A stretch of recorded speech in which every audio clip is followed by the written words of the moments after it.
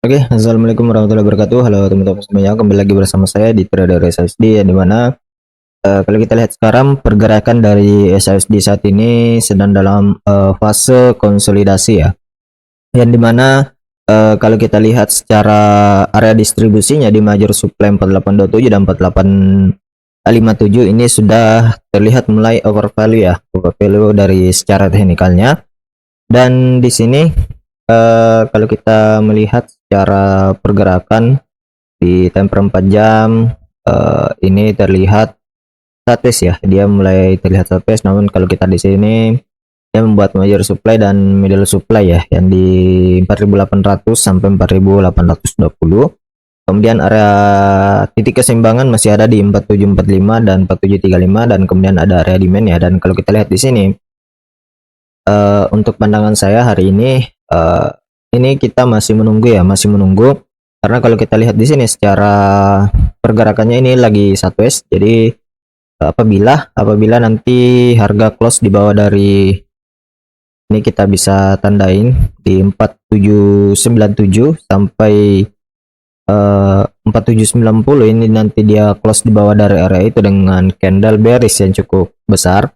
Ada kemungkinan ini akan terus lanjut ya untuk ke area titik keseimbangan, yang dimana secara teknikal seperti yang kita ketahui bersama bahwa sekarang ini harga mulai overvalue ya. Jadi secara teknikalnya ini mulai overvalue. Namun apabila nanti di sesi Amerika harga break di atas dari major supply-nya ini, dengan skenario seperti ini ya, dengan skenario seperti ini dia naik kemudian melakukan retest lagi ya, bisa saja ini target kenaikan untuk sementara yang bisa dia ambil ada di 4908 sampai 4922 untuk target hari ini dan kemungkinan sampai besok ya, kalau dia terus melakukan kenaikan. Dan untuk skenario penurunan ya mungkin dia akan ke 4745. Namun untuk target terdekatnya ya kita tanda juga di kisaran area ini di 4771 ya. Jadi ada kemungkinan dia akan retest juga ke situ baru naik lagi. Ya intinya untuk sekarang saat ini terjadi bearish jangka pendek dan juga sideways ya, yang dimana ini saya akan bacakan juga beberapa data fundamental ya, yang dimana di sini secara fundamental makro ini terjadi stagflasi ya, harga di kisaran 4800 ini masih bisa dijustifikasi ya. Namun perspektif dari institusional area untuk 4840 sampai 4870 itu masih dianggap sangat mahal ya. Jadi mulai ada tanda-tanda distribusi oleh smart money untuk saat ini. Dan untuk skenario-nya ya, skenario koreksi atau profit taking bearish jangka pendeknya jika harga terus tertahan dan gagal menembus resisten kuatnya di 4827 dan 4857 ya, kemungkinan pasar akan membaca ini sebagai struktur lower high ya, atau penembusan di bawah batas psikologi dan super minor, dan dapat memicu longsornya likuiditas menuju ke 4730 sampai ini di 4730-an sampai 4680. Jadi ada kemungkinan ini ya 4730-an di area EKB sampai di bawah di area ini 4760-an, atau di 4672 sampai 4645. Jadi ada kemungkinan dia akan mengalami penurunan ke area tersebut. Itu secara data skenario koreksinya ya untuk target psikologisnya. Dan ini untuk skenario breakout lanjutan bullish, yang dimana jika perundingan damai secara resmi dilaporkan kolaps sepenuhnya, maka ada insiden maritim baru di Selat Hormuz ya.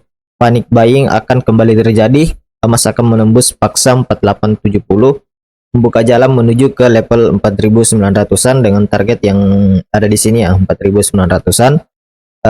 Kemudian untuk status pembukaan Selat Hormuz ini adalah katalis mutlak ya. Jika ada konfirmasi bahwa kapal tanker kembali beroperasi normal, harga minyak akan anjlok dan risk premium emas akan hangus, dan aksi jual akan sangat agresif. Jadi ada kemungkinan akan terjadi bearish yang sangat volatil ya. Jadi tetap hati-hati untuk minggu ini. Dan juga ada data klaim pengangguran Amerika Serikat, yaitu jobless claim ya, rilis data ketenagakerjaan Amerika Serikat malam ini akan menjadi proksi kesehatan ekonomi Amerika Serikat ya. Data yang lebih buruk dari perkiraan bisa menekan dolar lebih jauh dan menopang emas untuk melakukan kenaikan kembali. Dan data fundamental yang ketiga yang sudah saya rangkum tadi, ada reaksi harga di area saat ini secara ketat penolakan keras strong rejection di zona ini adalah indikasi utama untuk tidak mengejar posisi beli dan bersiap untuk fase penyesuaian harga. Artinya saat ini masih dalam kondisi sideways yang dimana dia tidak mampu untuk menembus major supply atau strong resistance dan tidak mampu untuk menembus di bawah dari support trendline dan middle supply-nya. Jadi untuk saat ini masih wait and see untuk mencari titik entry yang pas di harga saat ini. Jadi untuk teman-teman semuanya harap hati-hati dulu karena ketegangan geopolitik antara Amerika Serikat juga dengan Iran ini masih terus berlanjut dan belum menemukan titik temu. Jadi market bisa saja terjadi kenaikan yang signifikan dan tiba-tiba juga terjadi penurunan signifikan. Jadi untuk sementara hati-hati dulu untuk trading ya. Jadi jaga money management lah. Jadi mungkin seperti itu untuk sisi analisis saya hari ini. Sekian dan terima kasih. Assalamualaikum warahmatullahi wabarakatuh.